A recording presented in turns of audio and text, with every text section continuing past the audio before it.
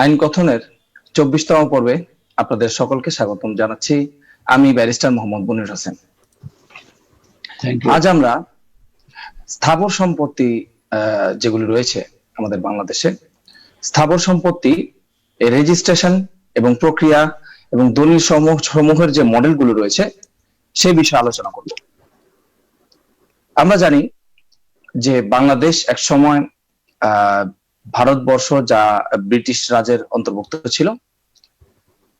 1781 সাল থেকে আমাদের তৃতীয় জর্জের আমল থেকে রেজিস্ট্রেশন আইনের শুরু অগ্রযাত্রা আমরা বলতে পারি। তারপর রয়েছে 1838 সাল থেকে, এরপরে ধীরে ধীরে ক্রমবিকাশ, এবং আমরা আমাদের আইন অঙ্গনে যারা আছে আমরা তারা জানি যে স্থাবর সম্পত্তি হস্তান্তর করতে হলে আমাদের রেজিস্ট্রেশনের প্রক্রিয়ার মধ্যে যেতে হয়। রেজিস্ট্রেশন একটি গুরুত্বপূর্ণ প্রক্রিয়া। শুধু একজন আরেকজনের কাছে জমি শুধুমাত্র হাত বদল করলেই হবে না, প্রতিটি ক্ষেত্রে রেজিস্ট্রেশন প্রয়োজন রয়েছে। এই রেজিস্ট্রেশনের ক্ষেত্রে বিভিন্ন পার্টি, বিভিন্ন পক্ষ একজন অপরজনকে বা একজন একটি গ্রুপকে দান করার ক্ষেত্রে বা রিসিভ করার ক্ষেত্রে কিছু প্রক্রিয়ার মধ্যে দিয়ে যেতে হয়। এই প্রক্রিয়া সম্পর্কে আমরা জানবো দলিলের মডেলগুলো সম্পর্কে, এবং সাধারণভাবে বুঝবো যে একজন সাধারণ মানুষের কি কি জিনিস জানার প্রয়োজন রয়েছে।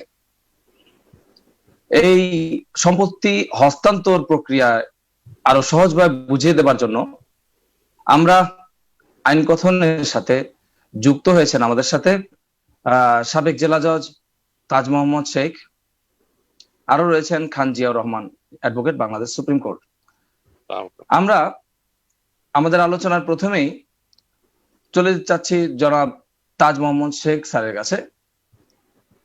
স্যারের কাছে আমাদের প্রশ্ন রইল, স্যার, এই রেজিস্ট্রেশন আইন যে রয়েছে স্থাবর সম্পত্তির হস্তান্তরের ক্ষেত্রে, এই আইনের আওতায় যদি দু চারটি কথা, আমাদের প্রয়োজনীয় কথা যদি আমাদের কিছু আইনের বিষয় একটু জানানোর জন্য। ধন্যবাদ আপনাকে। দয়া করে স্যার আমাদের একটু বলতে। ধন্যবাদ আপনাকে। আমি জেলা ও দায়রা জজ রিটায়ার হয়ে 2008 সালে, তারপরে বাই দিস টাইম 13 বছর ধরে হাইকোর্টে প্র্যাকটিস করছি।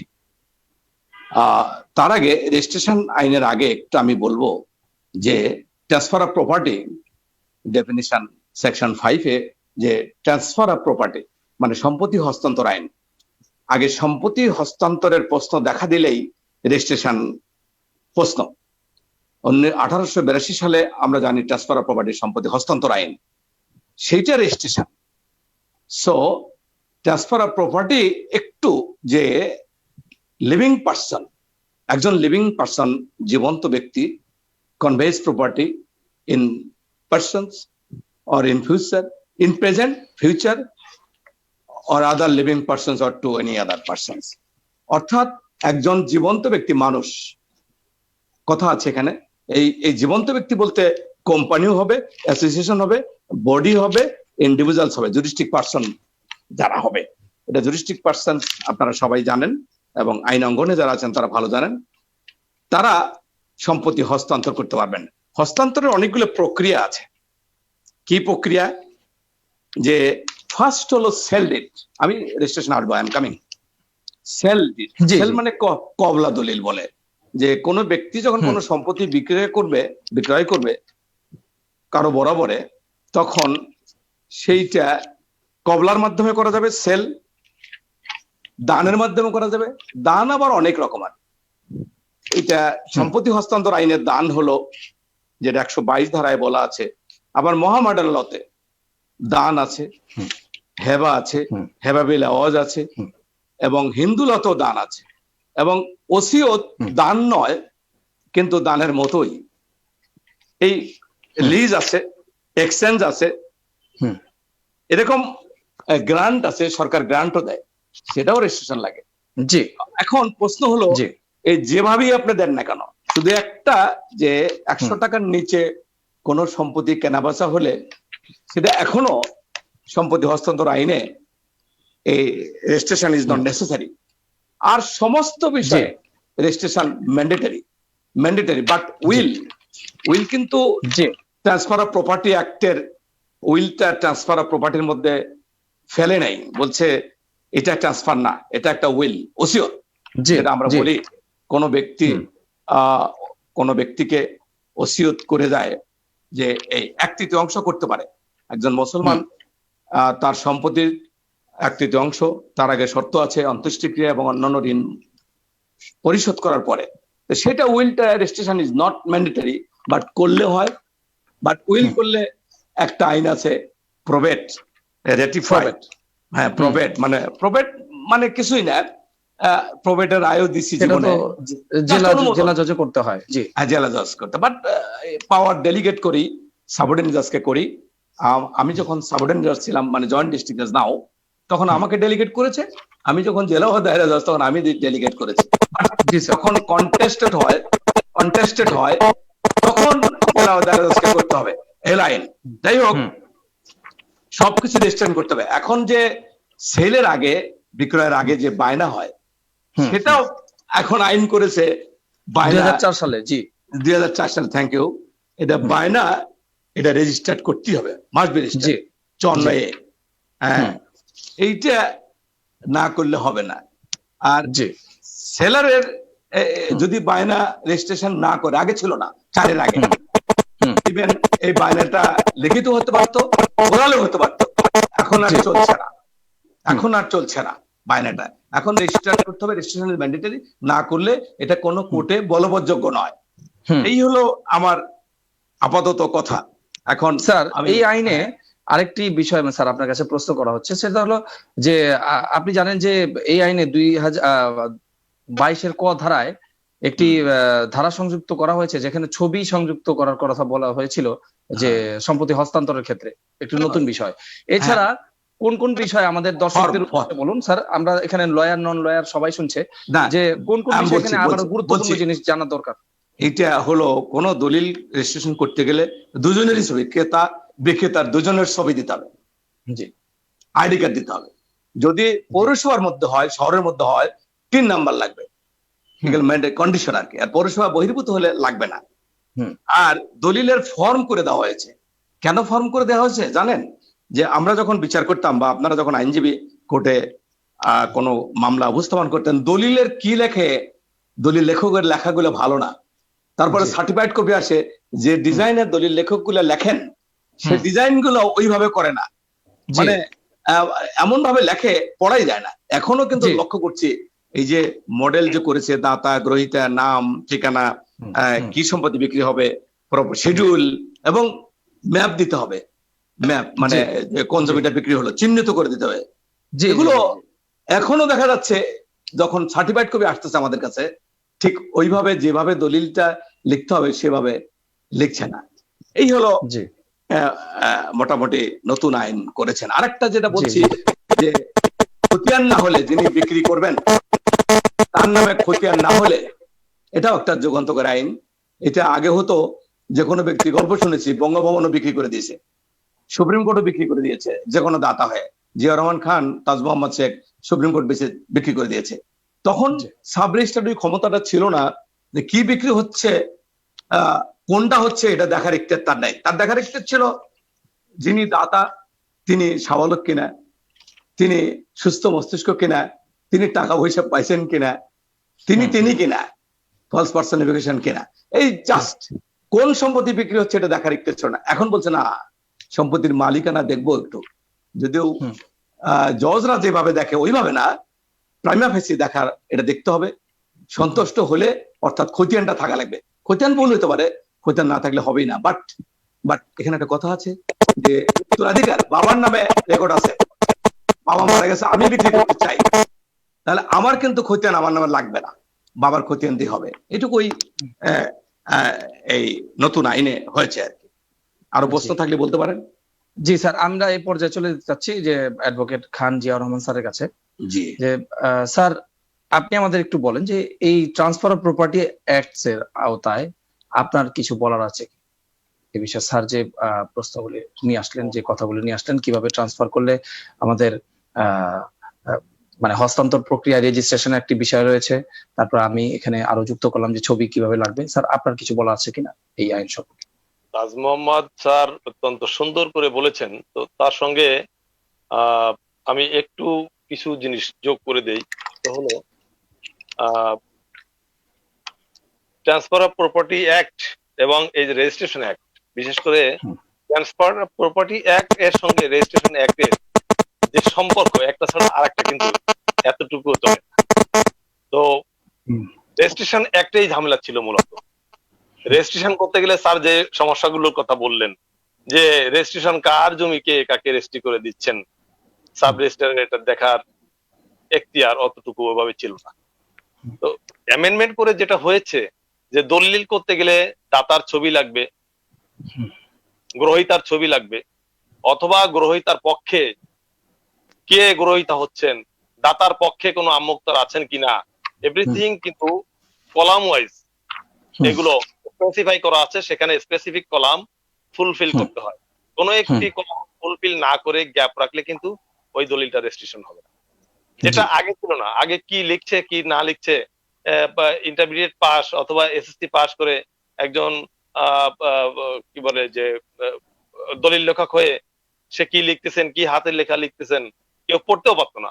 যেটার কারণে দলিলে অনেক সময় অনেক ভুল ত্রুটি এবং অস্পষ্টতার কারণে লিটিগেশন বেড়েই চলছিল। তো এটা বাস্তবতার উপলব্ধিতে যখন এসে এটা অ্যামেন্ডমেন্ট হলো, তো অ্যামেন্ডমেন্ট হয়ে স্যার আমরা বলছি স্যার রেজিস্ট্রেশন অ্যাক্টের কথা বলছেন আপনি? আমি ওদিকে আসছি। হ্যাঁ, রেজিস্ট্রেশন অ্যাক্ট, হ্যাঁ রেজিস্ট্রেশন অ্যাক্টের কথা বলছেন। হ্যাঁ জি স্যার বলেন। এখন যেটা হয়েছে যে all sorts of documents must have to be registered.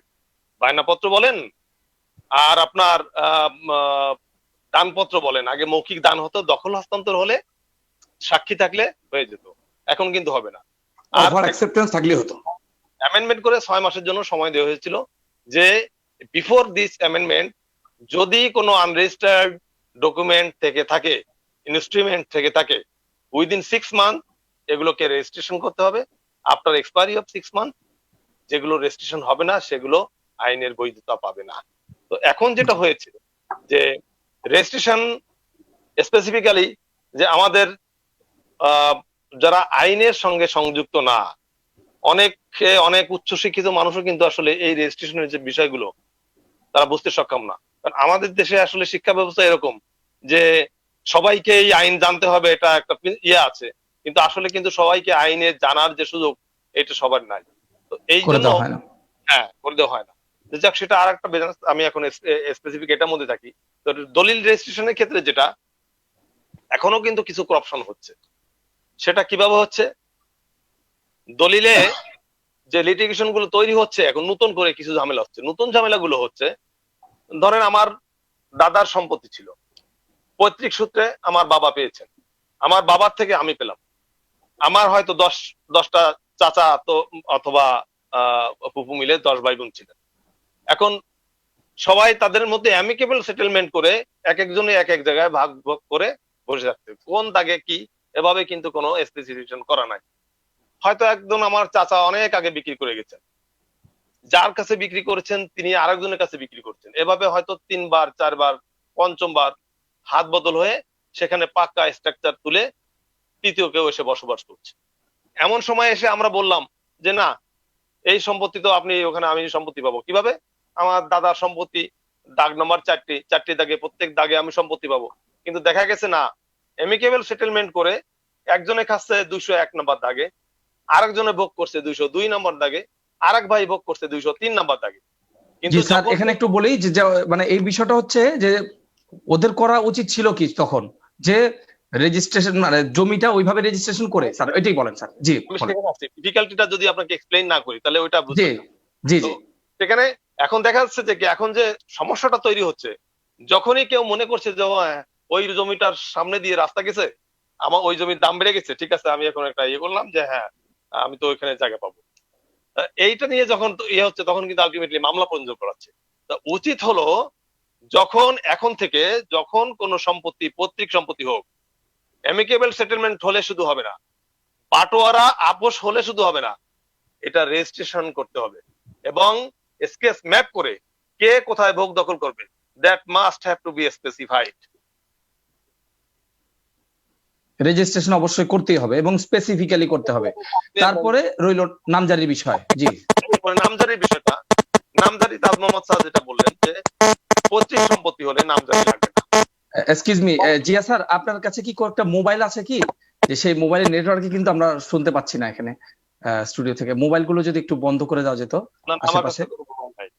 ও আচ্ছা, ঠিক আছে স্যার, প্লিজ। আমার কাছে নাই। আচ্ছা আচ্ছা, তাহলে কি মানে নেটওয়ার্কটা সমস্যা হচ্ছে? জি আমি একটু জি স্যার। 30 সেকেন্ড ওনার সাথেই যোগ স্যার, করার বলেন, জন্য। আচ্ছা, জি জি প্লিজ বলেন। Mister Khan, don't think that I am interfering you, but আপনাকে সম্পর্কের মতোই এই যে আরেকটা বিষয়, দলিল যখন রেজিস্ট্রেশন হয়, এটা রেজিস্ট্রেশন অ্যাক্টের একটা ত্রুটি আমরা জর্জরিত করাকালে ওকালতি করাকালে দেখেছি। কি ত্রুটি? যেটা আমি এখনো ফেস করি, যে একটা দলিল যখন সম্পাদন হয় তারপরে আবার রেজিস্ট্রেশন হয়, টাইমের মধ্যে সম্পাদন যে 4 মাস, এখন 2 মাসের মধ্যে রেজিস্ট্রেশন করতে হবে। এই রেজিস্ট্রেশনটা presentation day is a registration. এখন প্রেজেন্টেশন ডে যেদিন সাব রেজিস্ট্রার অফিসে প্রেজেন্ট করা হয়, সিল সাপোর্ট মেরে ছেড়ে দেয় দাতাকে। কিন্তু এইটা টাইটেল, এইটা in respect of permission, you know very well, according to 60 registration act decision হয়ে আছে যে সেল মানে ভলিউম ওটার থেকে sale, sale from the date of sale বলা আছে, কিন্তু সেল প্রেজেন্টেশন ডেট যেদিন রেজিস্ট্রেশন হয়ে গেল সেদিন থেকে সেল বলা হচ্ছে না ডিসিশন দ্বারা।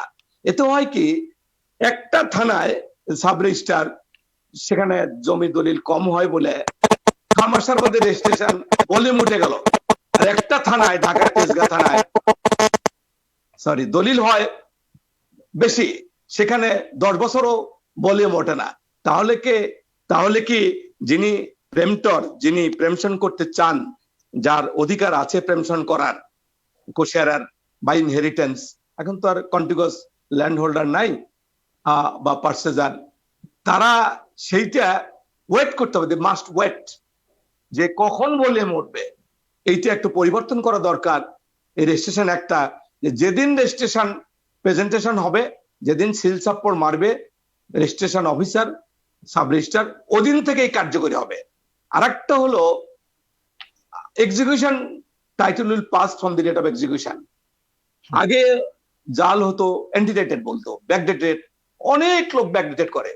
কারণ আমি যেদিন দলিল প্রেজেন্টেশন হলো বা সম্পাদন হলো একসাথে হলো, বা 2 মাস বা আগে 4 মাস, এর আগের ডেট দিয়ে মানে আরেকটা বায়নাপত্র করে, যেহেতু আমার বায়নাপত্র করার পরে এখন আর ওটা হবে না, রেজিস্ট্রেশন ছাড়া তো হবে না, আগে ছিল আর কি। যাই হোক, আমার সাজেশন বা বলতে চাই আইন মন্ত্রণালয়কে বা ভূমি মন্ত্রণালয়কে যারা মানে আছেন, সাজেশন আমরা লাস্টে একটা পার্ট রয়েছে এই বিষয়ে, আমি আপনাদের দুজনকে কোশ্চেন করব স্যার। তো আমরা এখন রয়েছি হচ্ছে মিস্টার জিয়ার রহমান স্যার কাছে, খান জিয়া রহমান স্যার কাছে। জি জি, আপনি বলুন, তারপর আমি আপনাকে স্পেসিফিক কোশ্চেন করতে চাচ্ছি। মিউটেশনের বিষয়টা হলো যে পৈতৃক সম্পত্তি, এখানে শুধুমাত্র ওয়ারিশ ক্যাম্প সার্টিফিকেট দিয়ে বাবার নামে রেকর্ড থাকলে, দাদার নামে রেকর্ড থাকলে, ওয়ারিশ ক্যাম্প দিয়ে এটাকে এটার লিংক দেখাতে পারলে রেজিস্ট্রেশন হয়ে যাবে। কিন্তু যদি পার্সেন্ট ল্যান্ড হয়, পৈতৃক না হয়, তাহলে এখানে নামপত্তন মাস্ট। নামপত্তন না হলে সম্পত্তি হস্তান্তর করা যাবে না। সেই নামপত্তনের ক্ষেত্রে এখন নতুন আইনের এই নামপত্তনের ক্ষেত্রে যে সমস্যাটা হচ্ছে রেজিস্ট্রেশনে, আমি সেই জন্য আগেই কথাটা বললাম যে এক নামপত্তন করতে গেলে কিন্তু একজনের এক দাগে একটা দলিলে কিন্তু নামপত্তন হচ্ছে না। একজনের সম্পত্তি 3টা দাগে সে ভোগ দখল করে, একটা দাগে তার নামপত্তন কিন্তু একটা দাগে হচ্ছে না। তার নামপত্তন করতে গেলে 3টা দাগে নামপত্তন হচ্ছে। যখনই সেই সম্পত্তি হস্তান্তর করে যাচ্ছে আরেকজনের কাছে, তখন তাকে ওই দাগগুলো উল্লেখ করে হস্তান্তর করে দখল দেখাতে হচ্ছে, তখন কিন্তু একটা লিটিগেশন সৃষ্টি হয়ে যাচ্ছে। এটা এখন কিন্তু খুব বেশি পরিমাণে মামলা হচ্ছে এইভাবে। তাহলে তো ওই আগের সমস্যা রয়ে গেল। হ্যাঁ, সমস্যা আরো জটিলতা বেড়েছে এখানে, যে এখন দেখা যাচ্ছে যে কোথায় হয়তো 50 বছর আগে জমি বিক্রি করে গেছে, এখন একদম থার্ড পার্টি এসে বলছে ভাই আমি তো আপনার এই জায়গায় জায়গা পাবো। এটা নিয়ে কিন্তু এখন গ্রাম অঞ্চলে বিশেষ করে প্রচন্ড পরিমাণে, কারণ গ্রামের জমি কিন্তু সাধারণত মানুষ ক্রয় করে ওই নামপত্তনের কথা চিন্তা করে না। বছরের পর বছর, যুগের পর যুগ নামপত্তনের বিষয়গুলো কিন্তু শহরে কিন্তু হয়। গ্রামে ধানি জমি বলেন বা ভিটা বলেন, এগুলো কিন্তু কেউ খরিদ করে রেখে দেয়, যুগের পর যুগ নামপত্তন করে না। আর সেটার কারণে এখন যে লিটিগেশন গুলো তৈরি হচ্ছে খুব খারাপ অবস্থা তৈরি হয়ে গেছে। এই জন্য আমার এখানে আমি একদিন এক প্রশ্ন করেছিলাম আমাদের একজন উচ্চপদস্থ একজন, বলছে যে দেখো যে কোনো ভালো কিছু করতে গেলে কিছু ডিফিকাল্টি থাকে, তো চর্চা করতে করতে এখন মানুষ যখন অ্যালার্ট হবে। তাহলে আপনার প্রস্তাব কি স্যার, বলেন।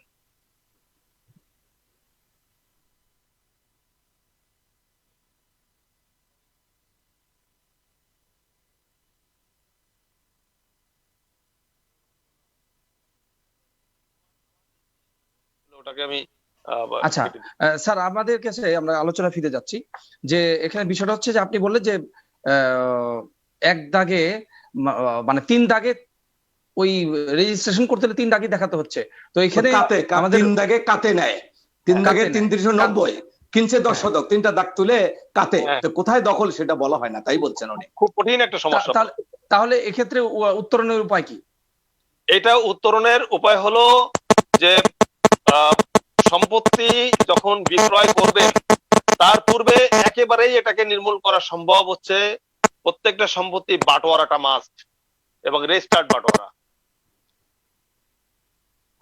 বাটোয়ারা, হ্যাঁ, বাটোয়ারা সেখানে। আচ্ছা, এখানে মাধ্যমে চলে যাচ্ছি, বাটোয়ারা কি বন্টননামা দলিল যেটা, সেটা বোঝাচ্ছেন আমাদের?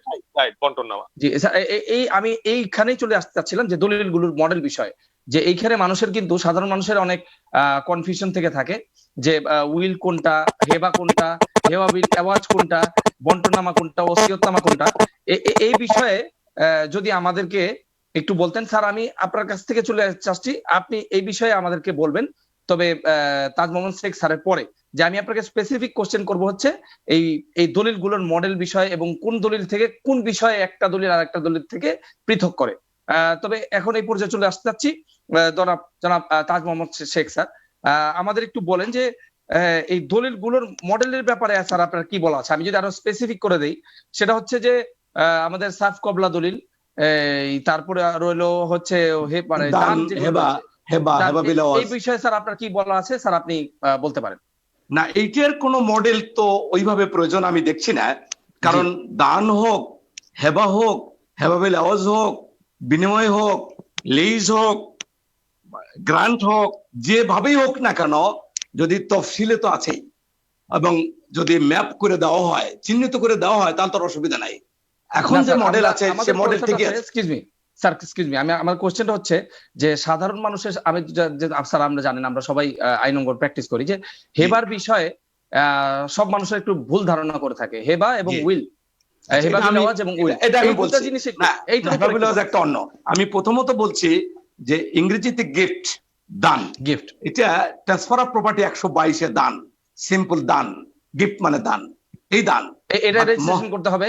অবশ্যই রেজিস্ট্রেশন করতে হবে, এখন সব রেজিস্ট্রেশন করতে হবে। এবং এটার ফিটা কি রকম এটা বলে দেন স্যার। না, সেইটা ফিটা এই দান বাটোয়ারা এটা 100 থেকে 1000 এর মধ্যে আছে, মানে অল্প, মানে বেশি না, মানে অল্প কিছু টাকা ফি। টোকেন নট টোকেন, মানে টোকেন। এইটা আমি আগে বলতে চাচ্ছি যে হেবা আর উইল, এটা হেবা আগে দানটা বললাম, যে দান মানে যে কোনো ব্যক্তি যে কোনো ব্যক্তিকে দান করতে পারে 122 অনুসারে সম্পত্তি হস্তান্তর আইনে। বাট হেবা এই দানটা হলো মোহামেডান লয় হেবা, আর হেবা বিল আওয়াজ মোহামেডান লয় এখানে, আর ওসিয়ত মোহামেডান লয়, মানে মুসলিম আইনে। মোহামেডান ল অনেকে নাও বুঝতে পারে, আমাদেরকে পড়ানো হয়েছে, আইনটার নামই দেওয়া হয়েছে, ইংরেজরা নাম দিয়েছে মনে হয়, মোহামেডান ল মানে মোহাম্মদের আইন, এটা আমার ধারণা আর কি। যাই হোক, হেবা মানে কোনো বিনিময় বা প্রতিদান ছাড়া কোনো সম্পত্তি স্বেচ্ছাপ্রণোদিত হস্তান্তর, দ্রুত হস্তান্তর, মানে বিনিময় ছাড়া, কোনো পয়সা কড়ি ছাড়া কোনো ব্যক্তিকে স্বেচ্ছা দ্রুত, এর একটা শর্ত আছে, আমি আপনাকে মনির সাহেবকে অফার করব, আবার আপনি অ্যাকসেপ্ট করতে হবে, এবং দখল ডেলিভারি যে ম্যান্ডেটরি, 3টা শর্ত। জি, 3টা শর্ত, অফার, অ্যাকসেপ্টেন্স এবং ডেলিভারি। অ্যাকসেপ্টেন্স, অফারটা অফার, জোর করে, এবং অফার, অ্যাকসেপ্টেন্স এন্ড ডেলিভারি, 3টা হলো মেইন কন্ডিশন, আর রেজিস্ট্রেশন তো ওটা পরের কন্ডিশন। এলো হেবা, আর এখানে কনসিডারেশন নাই, কনসিডারেশন লাগবে না, নো কনসিডারেশন, একটা টোকেন মানি দেওয়া হয় এটা।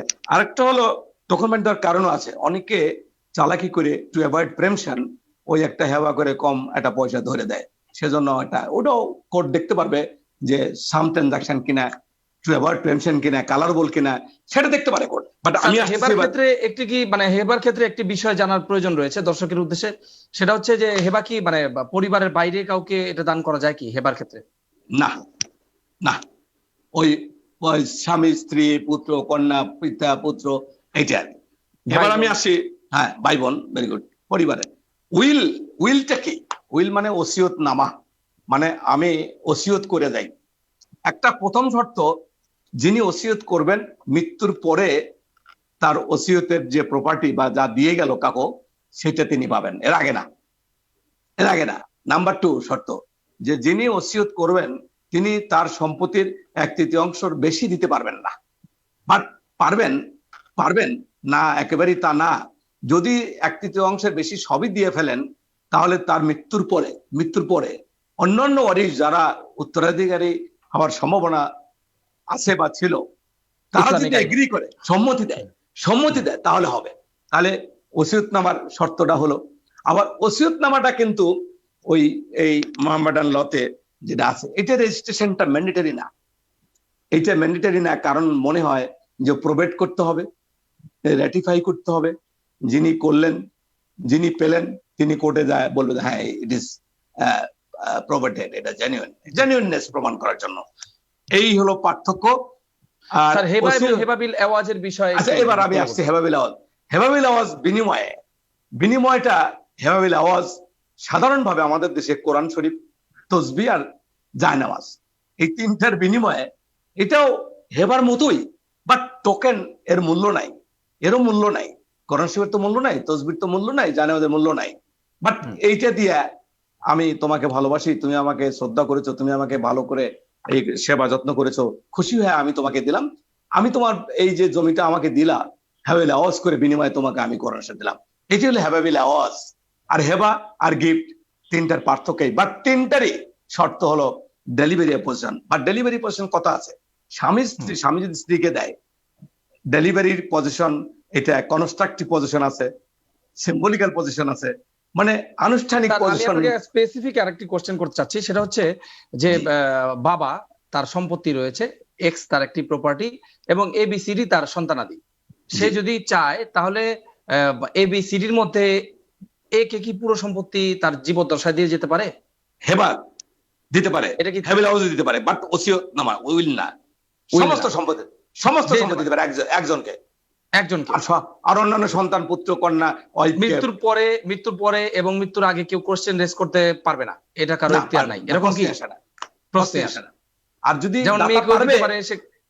দাতা পারবে, যদি বলে সে আমাকে হসপিটালে চিকিৎসার কথা বলে নিয়ে যায়, আগে বুগি জানিয়েছে, সেটা তো সাবজেক্ট টু প্রুফ, হ্যাঁ, কোন দলিল যে দাতা। কিন্তু এক্ষেত্রে তো এভিডেন্সের প্রয়োজন রয়ে গেল স্যার, প্রমাণের বিষয় রয়ে গেল। কিন্তু স্যার মানে এত প্রমাণ না, সে যদি বাস্তবে এই কাজটি করে, যে আমি বাস্তবেই যে আমি এইভাবে দিয়ে দিচ্ছি এবং রেজিস্ট্রেশন করে নিল ছেলে মেয়ের জীবদ্দশায়, সেটা কি হবে কিনা? না, সেটা তো তাও প্রমাণ। যদি অন্যরা বলে যে না দেয় নেই, তাহলে কে প্রমাণ করবে? যিনি চ্যালেঞ্জ করবেন তিনি তো না, যার নামে দলিল তিনি প্রমাণ করবেন। আমি একটু ভেগনেসটা আমি স্যার বলে দিচ্ছি যে আমার কোন জায়গায় বুঝতে সমস্যা হচ্ছে। সেটা হচ্ছে বাবা তার ছেলেকে বা মেয়েকে বা কাউকে স্পেসিফিক কাউকে নিয়ে রেজিস্ট্রেশনের অফিসে গিয়ে রেজিস্ট্রেশন করে দিয়ে আসলো, তার নামে মিউটেশনও করে দিল। হ্যাঁ, সেক্ষেত্রে বলার কিছু রইল না, বলার কিছু আছে? এখন তো আর বলার কিছু রইল না, এখন বলার কিছু বলার আছে। যদি এইটা সত্যি প্রতারণা করে হয়, এন্টাইজ করে হয়, ক্যাজুয়ালিং করে হয়, কক্সিং করে হয়, সেটা যিনি ক্ষতিগ্রস্ত তিনি he will file suit before the civil court, that can be challenge, that can be thrown out into river. এটা সঠিক, যদি সঠিক হয়, সত্যি হয়, তাহলে তো জেনুইন, তাহলে তো nobody can claim, nobody can set aside, nobody can thrown out. এই জি স্যার, তো আমরা এখন জনাব অ্যাডভোকেট খান জিয়া রহমান কাছে চলে যেতে চাচ্ছি। যে স্যার, আমাদের তাজ মোহাম্মদ শেখ স্যার আমাদেরকে এক্সপ্লেন করলেন যে তার প্রাজ্ঞ অভিজ্ঞতার সাথে যে কোনটা হেবাবিল আওয়াজ, দান, ওসিয়তনামা এবং উইল আপনার ট্রান্সফার অফ প্রপার্টি অ্যাক্টের একটা গুরুত্বপূর্ণ অংশ। আরো আপনার কাছে যদি এই বিষয়ে বলতে চান বলতে পারেন, তবে আমি আপনার কাছে আবারও অনুরোধ করব আপনি যেন পাওয়ার অফ অ্যাটর্নি, প্রত্যাহারযোগ্য অপ্রত্যাহারযোগ্য বিষয়গুলো একটু ক্লিয়ার করে বলেন। আজকে আমাদের ডিবেটের অংশ নয়, তবে সাধারণ মানুষের জন্য এটা খুব গুরুত্বপূর্ণ একটি অংশ, যদি প্লিজ একটু বলেন। আমি আগে যেখান থেকে তার মোহাম্মদ স্যার শেষ করলেন ওখান থেকে চুপ, জি, জি। যে বাবা সন্তানকে রেজিস্ট্রি অফিসে নিয়ে রেজিস্ট্রেশন করে দিলেন। হুম। আপনার প্রশ্ন ছিল যে অন্যান্য বাবা মারা যাওয়ার পর জি।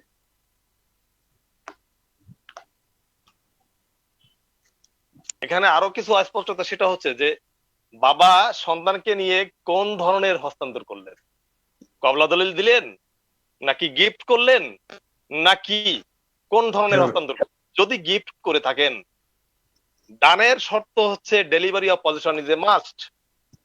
তো বাবা যদি দান করে অন্যান্য ওইখানেই থাকেন। বলেন যে আমি আমার এই সম্পত্তি বা আমার এই বাড়িটা আমি আমার বড় ছেলেকে বা ছোট ছেলেকে দিয়ে গেলাম, তোমরা কেউ এতে আপত্তি করো না এবং তোমরা সবাই আসো, আমি তাকে দখল হস্তান্তর করিলাম আনুষ্ঠানিক ভাবে।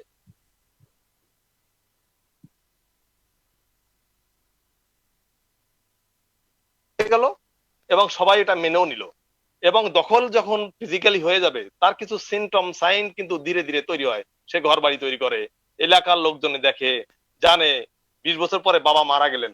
তখন যদি কেউ বলে যে না দান করেন নাই বাবা, দলিল ভুয়া, এই কথা বলে আদালতে গিয়ে এস্টাবলিশ করাটা কিন্তু টাফ। সুতরাং যদি কবলা দলিল করে দিয়ে যান তাহলে এটা নিয়ে প্রশ্ন তোলানোর কোনো সুযোগ নাই। সুতরাং এটা নিয়ে কথা বলার সুযোগ কিন্তু খুব লিমিটেড। স্যার, কবলা দলিল যদি করেন তাহলে কি তার একটা কনসিডারেশন ভ্যালুর তো প্রয়োজন রয়েছে?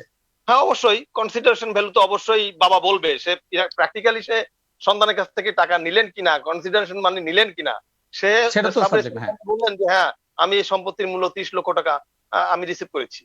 সেক্ষেত্রে তো স্যার আমাদের ট্যাক্সের যে বিষয়গুলো রয়েছে মানে একটা এক্সপেন্স রয়ে যায়। তো এই জন্যই তো হেবার একটি সিস্টেম রয়েছে যেখানে ট্যাক্স মুক্ত ভাবে সে কাজ করে নিয়ে আসতে পারবে। হাই রেট ট্যাক্স থাকে। হেবাবিলে আওয়াজ, যেটা হেবাবিলে আওয়াজ করলে এটা কিন্তু অত্যন্ত শক্ত, খুবই শক্ত দলিল। হেবাবিলে আওয়াজটা কিন্তু অত্যন্ত শক্ত দলিল। এটাকেও যদি কেউ নালিফাই করতে চায় আদালতে গিয়ে প্রমাণ করাটা কিন্তু সো টাফ। কারণ এখন তো আরো টাফ, কারণ রেজিস্ট্রেশন এখন মাস্ট, আর রেজিস্ট্রেশন হয়ে গেলে ছবি সেখানে দিতে হবে। ফলস পার্সনিফিকেশন এখন প্রমাণ করাটাও কঠিন, কারণ সাব রেজিস্ট্রার ছবি দেখছেন, ন্যাশনাল আইডি কার্ড মিলাচ্ছেন, তার মালিকানার বিষয়গুলো দেখছেন, তারপরেই তো না তিনি রেজিস্ট্রেশন দিচ্ছেন। সুতরাং এগুলো কিন্তু এখন আর স্কোপ লিমিটেড এটা নিয়ে কোশ্চেন রেজ করার।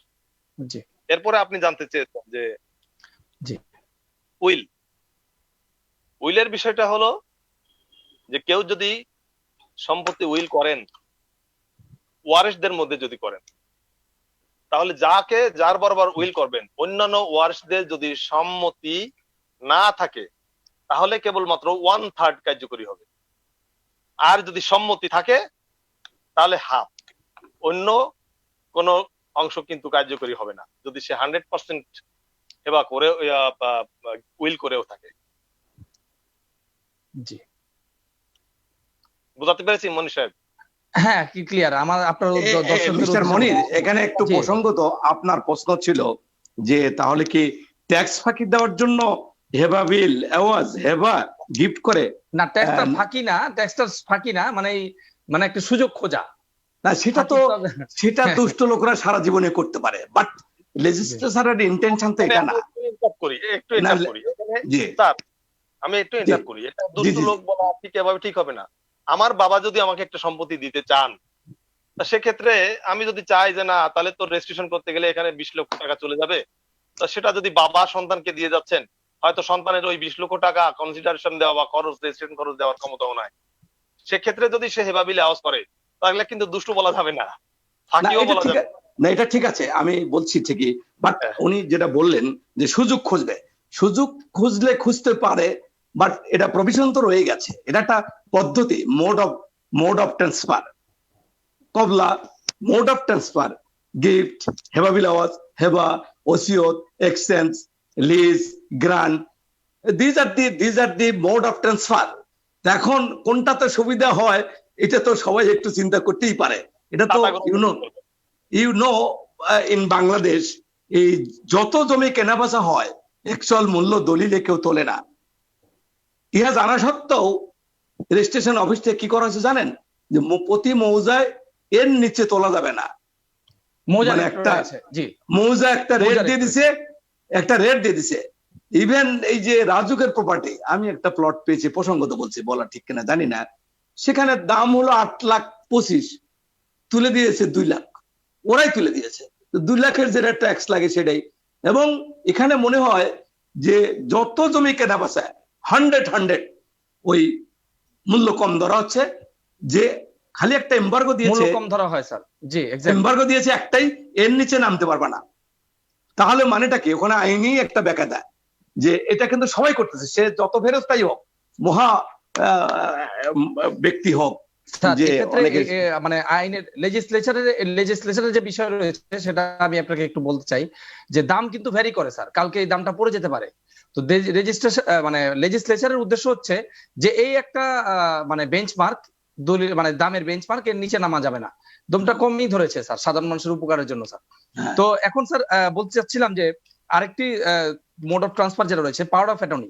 একটি রয়েছে যে পাওয়ার অফ অ্যাটর্নির যে সাধারণ পাওয়ার অফ অ্যাটর্নি, যেটার মধ্যে বিনিময় মূল্য থাকে না, এবং অপ্রত্যাহার্য পাওয়ার অফ অ্যাটর্নি, সেক্ষেত্রে কিন্তু ডেভেলপারের ক্ষেত্রে এটা অ্যাপ্লিকেবল হয়ে থাকে স্যার। তো এই ব্যাপারে জনাব তাজ মোহাম্মদ শেখ আমাদের যদি একটু বলেন যে এক্ষেত্রে এর রদ রহিতের বিষয়গুলো এবং মানে সমস্যাগুলো কোথায় উত্থাপিত হয় স্যার।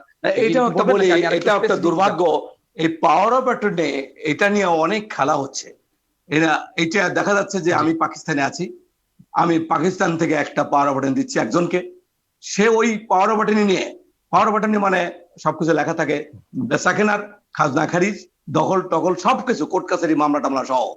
এটা প্রত্যাহারযোগ্য অনেকগুলো আছে, অনেকগুলো নাই, যেটা পাওয়ার অফ অ্যাটর্নি ডেভেলপারের ক্ষেত্রে অপ্রত্যাহারযোগ্য থাকে, তারপরেও প্রত্যাহার করা যায় according to conditions of the power of attorney. তারা সেটা করছে না, করে না। এটা বলা হয়েছে পাওয়ার অফ অ্যাটর্নিতে, এটা বন্ধ রাখা যাবে না, এটা ঋণ নেওয়া যাবে না, এগুলো বলা আছে, কিন্তু তারপরেও করে। সেক্ষেত্রেও পাওয়ার অফ অ্যাটর্নি ওই অদ্রহিত যোগ্য নয় বলা সত্ত্বেও কিন্তু কোর্ট কাছারি, court can interfere, court can see, court can look into, এটা আছে। বাট জেনারেলি নয়। এই পাওয়ার অফ অ্যাটর্নিটাও সিস্টেমটা আমার কাছে খুব ভেরি ব্যাড। এটা কোনটা, কোন ক্ষেত্রে? সত্যি আমি বাংলাদেশের প্রধান বিচারপতি বা বাংলাদেশের প্রধানমন্ত্রী, আমার সম্পত্তির গোপালগঞ্জ রয়ে গেছে, আমি একটু বিক্রি করতে চাই, আমার পক্ষে যাওয়া সম্ভব না, আমার ভাতিজাকে আমাকে একজন দিলাম। অনেস্ট একটা চিন্তা আছে পাওয়ার অফ অ্যাটর্নির মধ্যে, কিন্তু অনেস্ট চিন্তাটা মানে যারা ডিসঅনেস্ট হয়ে যায় মানুষের কৃতকর্মের কারণে, কৃতকর্ম, তারা বুদ্ধি শুদ্ধি বার করে একটা পাওয়ার অফ অ্যাটর্নি নিয়ে সে বললে আমাকে পাওয়ার অফ অ্যাটর্নি দেন, সে একটু ক্ষমতা ধর, আমি সব করব, করে অর্ধেক সম্পত্তি নিয়ে নেয়, এটা করছে আর কি।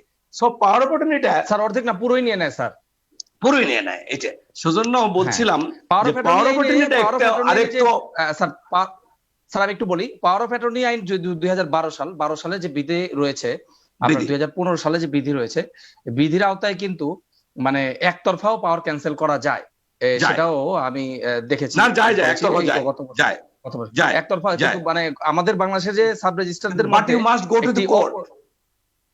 না, কোর্ট ছাড়াই হয়েছে, মানে ছাড়া হলে সেটা তো না স্যার, আমি একটু বলি না স্যার, নোটিশ দিতে হবে, নোটিশ দিতে।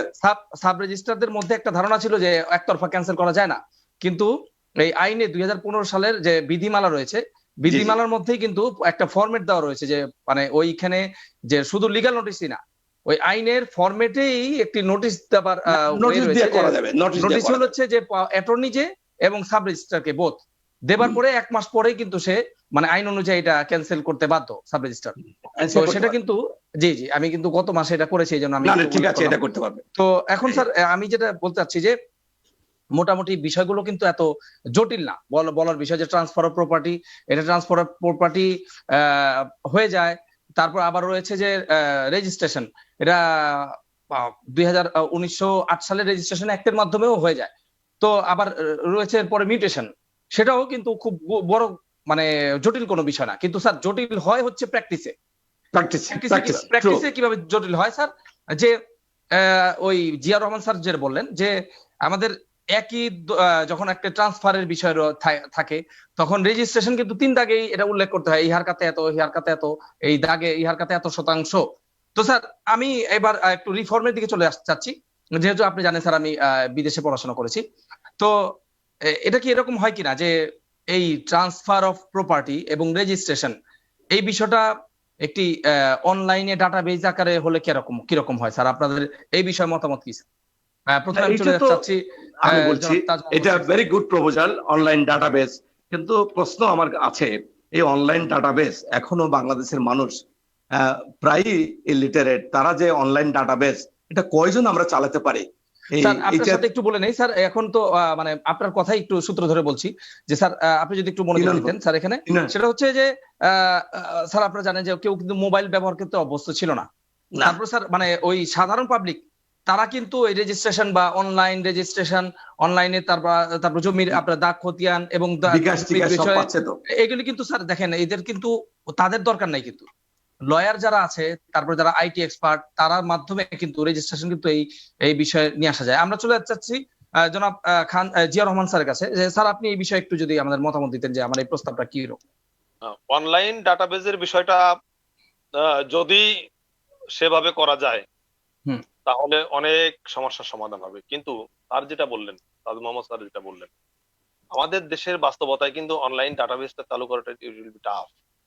অনলাইন ডাটাবেস দেখেন ছোট্ট একটা পরিসরে দেখাই, আমাদের এখন যে ভার্চুয়াল কোর্ট গুলো চলছে, শুধু এটুকের মধ্যেই দেখেন যে আমাদের অনেক আইনজীবী আছেন তারা এই ভার্চুয়াল কোর্টে কমফর্ট ফিল করে না।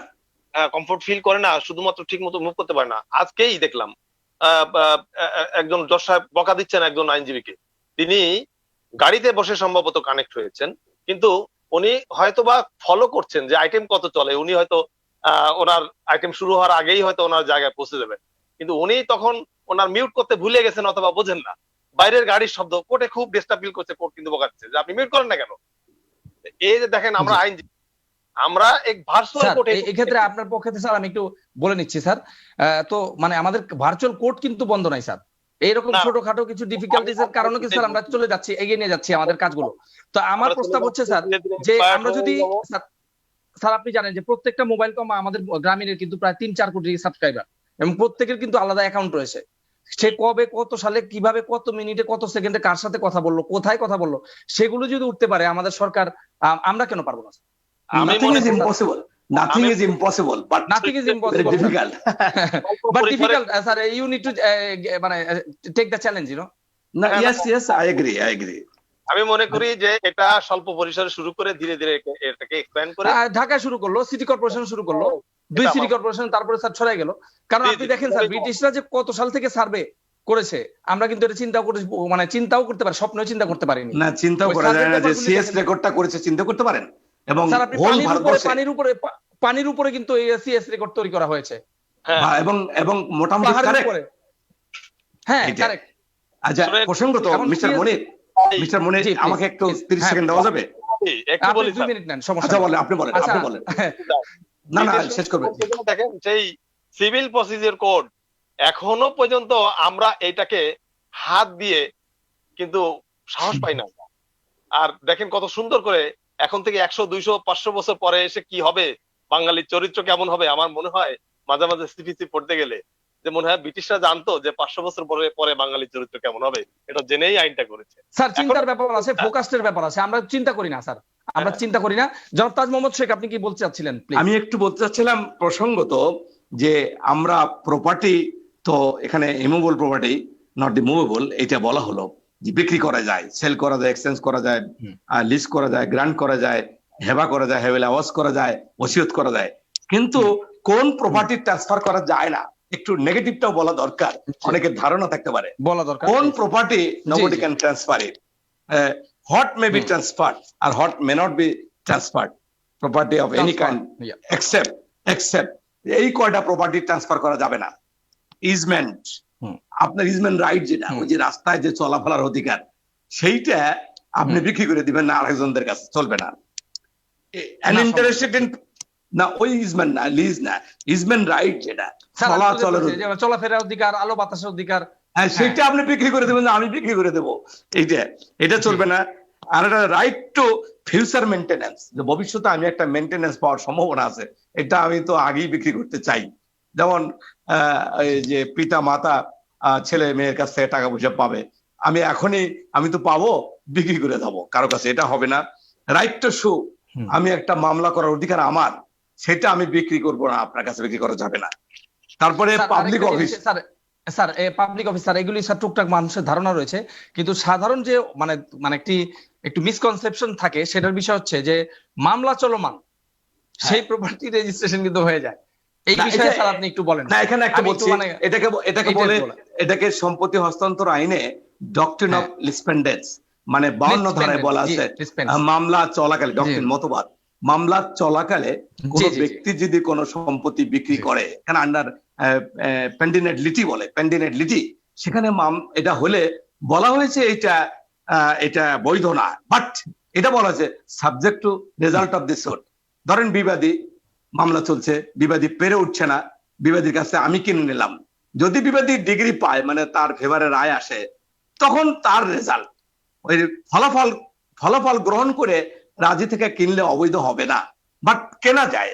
এটা তো মামলা চলছে বলে কবে রায় হবে আমাদের দেশে, ইউ নো ভেরি ওয়েল, কবে নিষ্পত্তি হয়, 10 বছর, 20 বছর, 30 বছর এরকম কিন্তু লাগে। রেজিস্ট্রেশন হবে না, রেজিস্ট্রেশন হবে না, এই তো স্যার। হ্যাঁ, না এটা তো এখন বাধা নেই, আইনে কোনো বাধা নেই।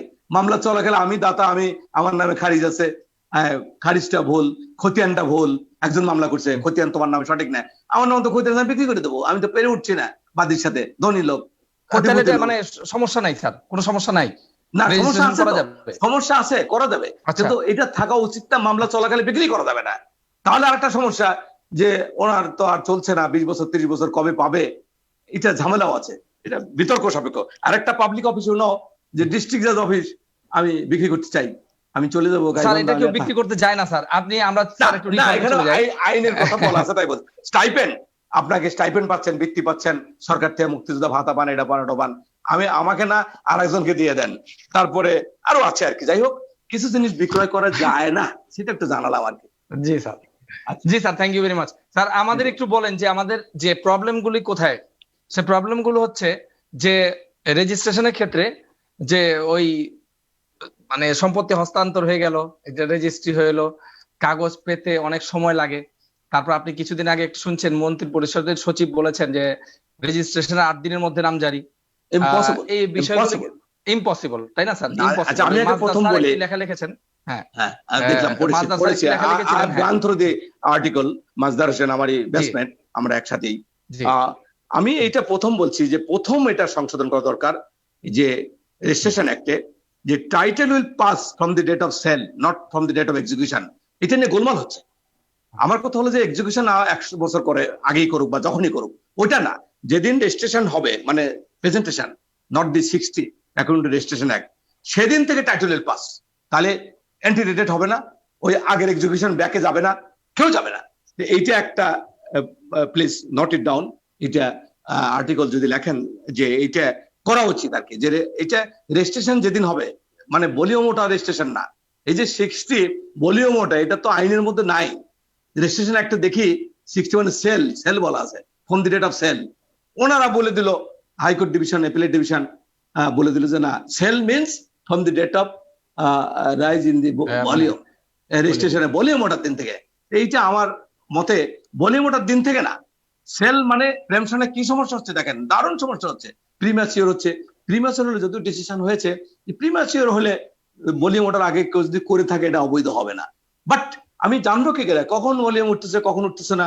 সো আমি যেটা বিচারক থাকাকালে এবং এখন ভলিউমের উঠানোর দায়িত্ব তো আমাদের না, তাই না স্যার? ভলিউমের উঠানোর দায়িত্ব তো আমাদের না, আমাদের না। আর ওটা কাজের চাপ থাকে, কম বেশি রেডি করে চলে আসছি না, কম বেশি চাপ থাকে, আর ওরা তো কাজ করছে ঠিকই, তারপরে তো পেরে ওঠে না, একটা টাইমও নাই। সো মাই সাজেশন স্যার, এই জন্যই তো স্যার আমার একটা প্রপোজাল হলো, একটা ছোট মানুষের প্রপোজাল, সেটা হচ্ছে আমরা অনলাইনে কেন চলে যাচ্ছি না, অনলাইন ডাটাবেস কেন হচ্ছে না? অনলাইনে আমি agree, but very difficult, but এটা করতে হবে।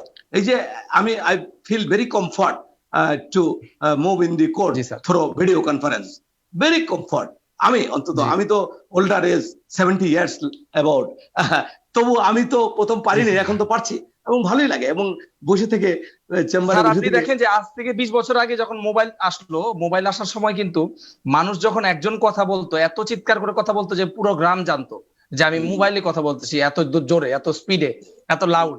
কিন্তু এখন কিন্তু মোবাইল নিয়ে মানুষের হেডফোন একটা লাগিয়ে সাইডে চলে যায়, বাসে টাসে ট্রেনে কথা বলছে, সবাই এটা- যায়, এমন সবার হাতেই আর মোবাইল। আগে স্যার, আমি যেমন বলতে চাচ্ছি যে ফেসবুক, এটা হুম, ইউটিউব বা এই সমস্ত যা হোয়াটসঅ্যাপ যত আছে, স্কাইপে, জি স্যার, ভাইবার টাইবার, জি এটা স্যার, যে কত সুবিধা, এটা জি তো কেউ চালাতে পারতো না আগে।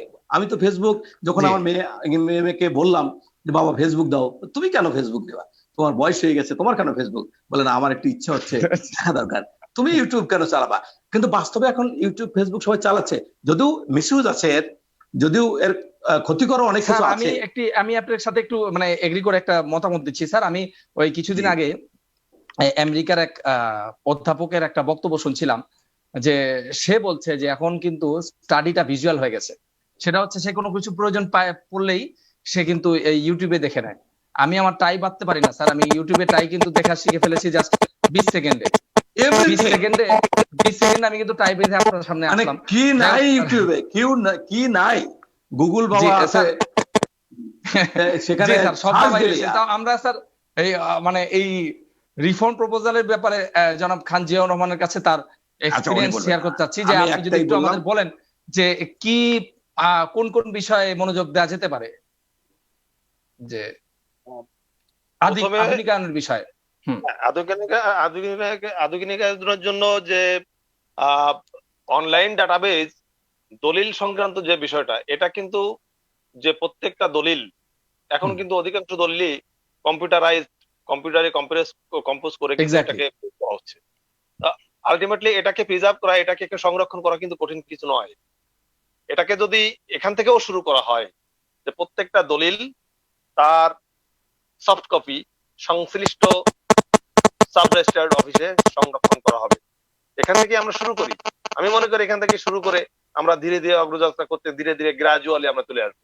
নাম পত্তনের যে সমস্যাগুলো, যে আজকে একটা সম্পত্তির জমা খারিজ হয়ে গেল, জমা খারিজ হয়ে একজনের সম্পত্তি থেকে কিছু অংশ কর্তন করে চলে গেল, এটা সঙ্গে সঙ্গে আপডেট হতে হবে কম্পিউটারে, আপডেট হতে হবে অনলাইনে, যে এত তারিখে এটা জমা খারিজ হয়ে গেছে। তাহলে সঙ্গে সঙ্গে অনলাইনে সার্চ দিলে আগামীকালকে আরেকজনে দেখতে পারবে যে না, এই সম্পত্তি উনি বিক্রি করতে চাচ্ছেন না, তো গত পরশুই তো এটা বিক্রি হয়ে গেছে, জমা খারিজ হয়ে গেছে। স্যার, এই যে জিনিসগুলো, আপনার প্রসূত্র ধরে একটি বাইরে জিনিস একটা আমি একটু বলতে চাচ্ছি।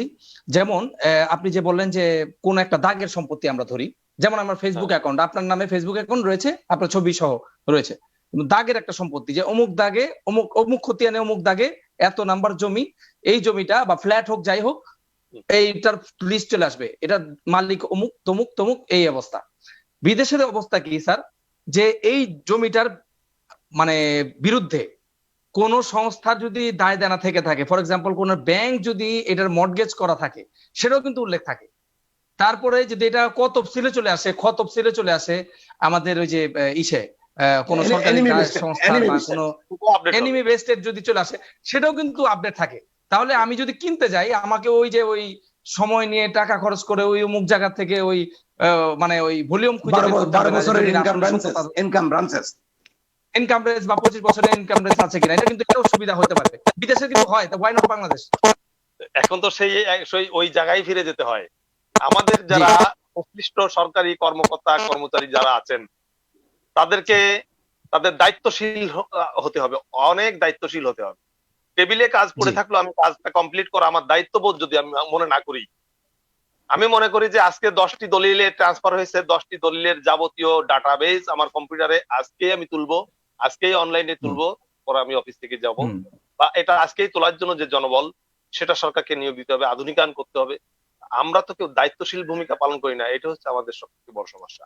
জি স্যার, আমরা কথা বলছি এখন মানে এই ওয়েবিনারে বলছি, মানুষ শুনতে পাচ্ছে স্যার, এটা যদি 10 জনও শুনে স্যার, আমি মনে করি এটা আমাদের এই ভালো হবে। প্রসঙ্গে আমি একটু কথা বলি, কথাগুলো বলছি, এই প্রসঙ্গে please। আরেকটু সময় চাচ্ছি আমি। এই যে দেখেন মাজদার হোসেনের আর্টিকেল পড়েছেন, উনি আইজিআরও ছিল কয়েকদিন, জি জি জি বলেছিল যে সহজ করার জন্য 3টা দলিল কম্পিউটারাইজ করে ফর্মেই 3টা দলিল একসাথে জমা দেবো সাব রেজিস্ট্রি অফিসে, একটা জি জি জি থাকবে, জি ভলিউম করবে, একটা জি, দাতা নেবে, একটা গ্রহীতা নেবে। এটা তিনটা কি করতে হ্যাঁ। পেরেছেন? উনি বদলি হয়ে জি গেছে। না, না না, উনি এই কাজ করার পরে ওনার বদলি হতে হয়েছে। তাহলে আপনি কি করে করবেন? এই যে কোটারি স্বার্থ যারা, ভেস্টেড ইন্টারেস্ট যারা, অসম্ভব ব্যাপার, এটা করতে দেয় না। এই যে এখনো যে দলিল ওই কম্পিউটারে টাইপ করা, ওই ম্যানুয়ালি হাতে লেখে, কল্পনা করতে পারেন দলিল অফিসে যে না কম্পিউটার করা যাবে না, কম্পিউটার করলে তারা নাকি বেতন পাবে না, টাকা পাবে না, তারা ওই হাতে লিখবে দীর্ঘদিন, এইটা স্যার আশা করি আমাদের মাননীয় প্রধানমন্ত্রী এই বিষয়গুলো খুব গুরুত্বের সাথে দেখবেন। না, উনি আর গুরুত্ব digital দিচ্ছেন। বাংলাদেশের যে ওনার প্রস্তাবনা, উপদেষ্টা, উনি দিবেন আইটি ইনশাআল্লাহ। উপদেষ্টা, ওনার ছেলে সজীব, আমি একটু আগে শুনলাম চেষ্টা করছেন, কিন্তু চেষ্টা পেরে করবেন উঠছেন না স্যার। কেন? পলক আছেন আমাদের আমি মন্ত্রী হ্যাঁ, মহোদয়, follow করছেন। ইনশাআল্লাহ। আমি এক সেকেন্ড হ্যালো, এক সেকেন্ড কথা বলবো, ছেড়ে দেবো এখন। এই যে রায়, ডিগ্রি, অর্ডার হাইকোর্টের হয় না, হচ্ছে তো, বেল হচ্ছে, জি যে কোনো অর্ডার জি। ডিগ্রি হচ্ছে না, কনসার্ন জি। কোর্টে কিন্তু কম্পিউটারাইজড হয়, কম্পিউটার কম্পোজ হয় জি কনসার্ন কোর্টে, what the order, what the judgment, what the degree, what the anything else. যখন এটাকে পুশ করে সেকশনে পাঠানো যায় না, এটাকে প্রেস করে, এটা কি কনসার্ন সেশন জাজ, আজকে যেমন একটা আমার 15 দিন একটা আগাম জামিন হয়েছে, সেটা আমি কোর্টের নাম বলবো না, 15 দিন নামলো, ওই টাইপ করলো, 15 দিন পরে আমার যখন কম্পিউটারে টাইপ হচ্ছে, সঙ্গে সঙ্গে প্রেস করব, সেকশন যাবে মিস শাখা বা অ্যাপিল শাখায় বা রিট শাখায়, আর কপি যাবে কনসার্ন ডিস্ট্রিক্ট জাজ, কনসার্ন সেশন জাজ, কনসার্ন সিজিএম, কনসার্ন সিজিএম। এটা যাচ্ছে না। এই যে যাচ্ছে না, তাহলে কিভাবে ডাটা কোর্টে যদি আপনি না করেন, সরকারে যদি না করেন, আগে তো কোর্ট কাছারি এবং সরকার যারা আছে, তারপরে তো বাইরে করবেন, এটা হচ্ছে না। বাট দেখেন ওই যে বিআরটি আলারা গাড়ি কার নাম্বার কত কোথায় ধরা পড়লো, 1 সেকেন্ডে প্রেস করলে বেরিয়ে যায় কার গাড়ি কার। তাহলে হচ্ছে না তা না। সো আমার মনে হয় যে বিচার বিভাগের যেটা এই অর্ডার ডিগ্রি যেতে অনেক দেরি হয়, বিলম্ব হয়, অথচ ইজিলি যে কোর্ট অর্ডার হলো, ডিগ্রি হলো, সঙ্গে সঙ্গে প্রেস করলে সব জায়গায় কনসার্ন জায়গায় চলে যাবে। এটা একটা আমার চিন্তা, কথা, এটাও জি আমি বললাম আর কি। জি স্যার, আপনার যাই হোক, আমাদের অনুষ্ঠানের শেষ পর্যায়ে চলে আসছি। জি জি, অনেক ধন্যবাদ। মানে আমাদের মতামত, পরামর্শ আপনারা দিতে পারেন। জাস্ট 30 সেকেন্ডে জনাব খান জিয়া রহমান স্যার বলে শেষ করলে আমি আমি সিনিয়র আমার কাছে যাব। মতামত, যে বিষয়গুলো আলোচনা হলো, একটা দিকে আলোচনার দিকে আমরা যাইনি, আমি সেটুক দিয়ে আমার মতামত হিসেবে আমি প্লিজ বলতে চাই প্লিজ। যে পাওয়ার অফ অ্যাটর্নি ব্যাপক ক্ষমতা সম্পন্ন, অল্প ক্ষমতা সম্পন্ন, বিশেষ ক্ষমতা সম্পন্ন, এরকম আসলে বাস্তবতা হলো যে পাওয়ার অফ অ্যাটর্নি বিশেষ করে এখন বেশি ঝামেলা হচ্ছে ডেভেলপার কোম্পানিগুলোকে পাওয়ার অফ অ্যাটর্নি দেওয়া। ডেভেলপার কোম্পানিগুলোকে যখন একজন land owner power of attorney দিচ্ছেন, তার কিছু স্পেসিফিক কাজের জন্য দিচ্ছেন, তিনি এটাকে ডেভেলপ করছেন, বিল্ডিং করছেন, ইত্যাদি করছেন। এটা যদি হঠাৎ করে মাঝপথে এসে দাতা যদি বলে যে আমি পাওয়ার অফ অ্যাটর্নি উজ্জ্বল করে নিলাম, প্রত্যাহার করে নিলাম, সেটা হয় না। এই কনসেপ্ট থেকেই কিন্তু পাওয়ার অফ অ্যাটর্নির জন্য এই যে নতুন আইনটা 2012 সালে হয়েছে। মূলত আমি মনে করি পাওয়ার অফ অ্যাটর্নি ক্যাটাগরি আলাদা করা উচিত। ডেভেলপারকে যে পাওয়ার অফ অ্যাটর্নি দেওয়া হচ্ছে ডেভেলপ করার জন্য, ইনভেস্ট করার জন্য, that kind of power of attorney should not have to be general power of attorney থেকে আলাদা হতে হবে। এটা আমার স্পেসিফিক সাজেশন। আর হচ্ছে যে আমাদের রেজিস্ট্রেশন সংক্রান্ত যে জটিলতা, আমাদের দেশের প্রত্যেকটা মানুষকে সম্পত্তি হস্তান্তরের আইনের বিষয়, সাধারণ আইনের বিষয়, আমি মনে করি পাঠ্যপুস্তকে অল্প স্বল্প হলেও এটাকে অন্তর্ভুক্ত করা উচিত, সরকারের এদিকে নজর রাখা উচিত। কারণ আমাদের দেশের মানুষকে আইন জানতে হবে, যেটা আমাদের জানার সুযোগ খুবই কম। এটা আমার স্পেসিফিক। জি জনাব তাজ মোহাম্মদ শেখ আমাদের জি, আমিও একমত যে অনেক কিছু পড়ানো হয় 3, 4, 5, 6, 7, 8-এ, এটা হালকা হালকা আইন একটু যদি পড়ানো হতো, বাল্য বিবাহ বা শিশু নির্যাতন বা এই যে জমি রেজিস্ট্রেশন বা পাওয়ার অফ অ্যাটর্নি একটু একটু করে পড়ালে সবার একটু জ্ঞান হতো, কিন্তু এইটা পড়ানো হয় না। এটা শুধু অনার্সে মাস্টার্সে পড়ানো হয়। এটা মনে হয়। আর যে দলিল 3টা বললাম, 3টা দলিল দাখিল করবে, এটা কি পারা যায় না? সরকার কি পারেন না? সরকার কি নলেজে নাই? আর একটা হলো যে সুপ্রিম কোর্টে, হাইকোর্টে বা বাংলাদেশের জজ কোর্টে এগুলো অনলাইন চলে আসছে, ভার্চুয়াল অনলাইনে চলে, সব অনলাইনে সমন্বয় রেখে সার্চ দিলে, আর যেটা বললেন রেজিস্ট্রেশন বা দলিল জমি কি অবস্থা আছে না আছে, সার্চ দিলে তাহলে ইজি এসে যায়। এটা করা দরকার। যাই হোক, জি স্যার, অনেক অনেক আমরা ধন্যবাদ। আমাদের অনুষ্ঠানের শেষ পর্যায়ে চলে এসেছি। শুধু দর্শক, আপনাদের উদ্দেশ্যে বলতে চাই যে আমরা আজকে আলোচনা করলাম আপনাদের উদ্দেশ্যে যে সম্পত্তি হস্তান্তর আইন এবং রেজিস্ট্রেশন আইন, নামজারির অল্প কিছু বিষয় স্যাররা, আমাদের বিজ্ঞ সিনিয়র স্যাররা আমাদের সাথে শেয়ার করলেন যে আমরা এর মধ্যে থেকে কি আরো উপায় করতে পারি, আরো কি রিফর্ম প্রপোজাল আরো থাকতে পারে। তবে বাংলাদেশ অর্থনীতিতে অনেক এগিয়ে যাচ্ছে। উন্নত বিশ্বের সাথে তাল মিলিয়ে বাংলাদেশের অর্থনীতি বর্তমানে খুব একটি শক্তিশালী পজিশনে আছে।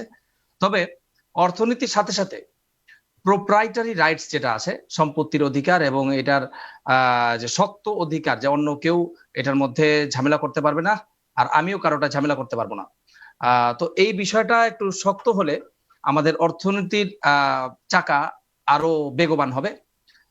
কারণ মানুষ তাদের ব্যক্তিগত যে সম্পত্তি সেটা অন্য কারোর দ্বারা আক্রান্ত হবার দুশ্চিন্তা থেকে মুক্ত হবে, এবং মানুষ আরো এই সম্পত্তি নিয়ে তাদের যে ইন্ডাস্ট্রি হয়, তাদের যে কোম্পানি হয়, সেগুলো নিয়ে আরো ফরেন ইনভেস্টমেন্ট যেগুলো লাগে মানুষের, সেগুলো নিয়ে কাজ করে এগিয়ে যেতে পারবে বাংলাদেশ। সেই প্রত্যাশাই রইল। আমরা ক্ষুদ্র কিছু আইনজীবী, আমরা মানুষের সমাজের সংস্কারের জন্য এতটুকু প্রয়াস আমাদের।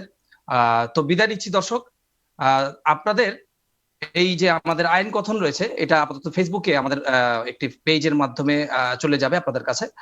তো আপনারা পরবর্তীতে দেখার জন্য আপনারা এই আমাদের পেজে লাইক দিয়ে রাখবেন। এই বলে আমি বিদায় নিচ্ছি। আমি ব্যারিস্টার মনির হোসেন। আসসালামু আলাইকুম। Thank you very much. Thank you. দাম দিয়ে কিনেছি বাংলা, কারোর দানে পাওয়া